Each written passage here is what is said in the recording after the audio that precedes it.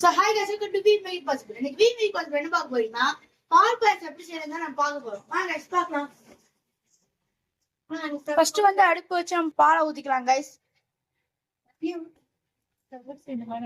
முக்கியமான பொருள் guys, இதுல தண்ணி ஊத்தக்கூடாது, வெறும் பால் தான் வைக்கணும். நம்ம ஜவ்வரிசியை ஊற வச்சாச்சு தண்ணியில. இதை வந்து அரை மணி நேரம் வந்து ஊற வச்சுக்கோங்க. பச்சை தண்ணியில, சுடு தண்ணி தான் யூஸ் பண்ணானா. இதை வந்து காய்ச்சிட்டு ஆற வச்சுக்கோங்க, ஓரமா எடுத்து வச்சு. ஏன்னா சூடா ஊத்துறோம்னா நம்ம கெட்டு போயிடும் பாயாசம்.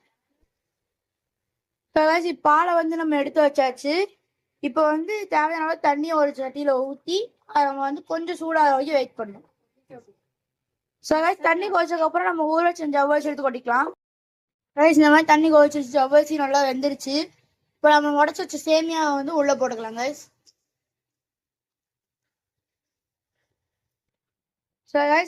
போட்டதுக்கப்புறம் சக்கரை போட்டுக்கோங்க கைஸ். 200 கிராம் சக்கரை போட்டுக்கோங்க கைஸ்.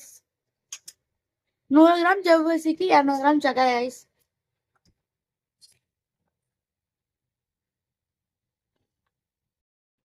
ஏலக்காய் நம்ம போட்டுக்கலாம்.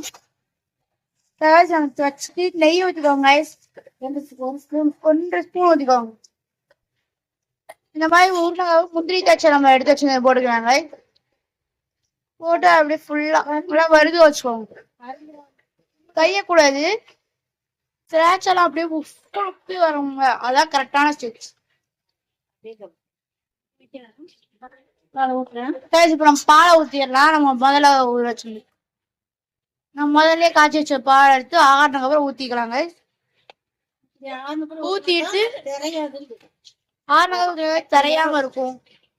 இப்ப நம்மளுக்கு பாயாசம் ரெடி ஆயிடுச்சு. இதுக்கு வந்து இப்ப நம்ம தாளிச்சு வச்சது அப்படியே கொட்டிக்கலாம். தேவைப்பட வேண்டியதானா